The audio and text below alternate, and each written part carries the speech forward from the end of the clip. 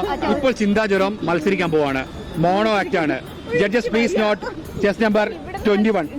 എങ്കിൽ ഞങ്ങൾ പോകാതെ ഇരിക്കണോ? സുനാമി ഭൂകമ്പൊക്കെ വന്നിട്ട് നമ്മൾ പിടിച്ചിരിക്കുന്നില്ല. തുടങ്ങട്ടെ. സഹൃദയ സദസ്സിന് സാദരം കൂപ്പുകൈ. അതൊക്കെ കുറെ കേട്ടിട്ടുണ്ട്. സോറി.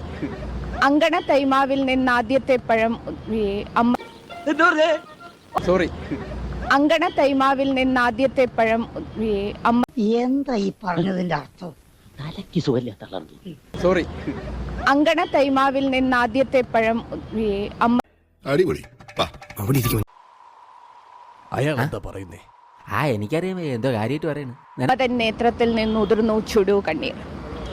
ഉണ്ണി, ഉണ്ണി, ഉണ്ണി, നീ എവിടെയാ?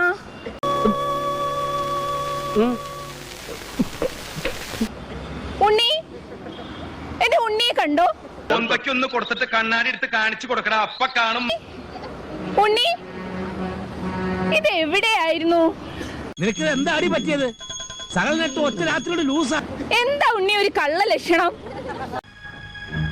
എന്തൊരു പുലിവാലാണ് ഈശ്വര ഇത്. നിന്നോട് ഞാൻ പല തവണ പറഞ്ഞിട്ടുണ്ട്, പൂങ്കുല പറിക്കരുത്, പൂങ്കുല പറിക്കരുതെന്ന്. ഈശ്വര, ഇതൊക്കെ എന്റെ തലയിലാവൂലോ? അതെങ്ങനെ നിന്റെ തലയിലാവണം? പിന്നെ നീ കയറിയേക്കോ? ഞാനാക്കണ. എന്താ കുട്ടി കാണിക്കുന്നത്? അമ്മ, ഇയാൾക്ക് എന്താണ് വയ്യേ? ഉണ്ണീനെ വക്കു കഴിഞ്ഞല്ലേ? നേരന്നെ അല്ല, അത് ഇത്ര കഷ്ടായി പോയിട്ടോ. ഓൻ എത്ര വിഷമം ഉണ്ടാവില്ല. ഉണ്ണീനെ വക്കു കഴിഞ്ഞല്ലേ? അമ്മ നോക്കിക്കോ. ഒരു കയറുണ്ടായിരുന്നെങ്കിൽ ഞാൻ ഇപ്പൊ തന്നെ കെട്ടുന്നെങ്കിൽ ചത്തേനെ. ഈ മാവില് മാങ്ങ വരുമ്പോ അത് തിന്നാൻ ഈ ഉണ്ണി ഉണ്ടാവില്ല, ഈ ഉണ്ണി ഉണ്ടാവില്ല.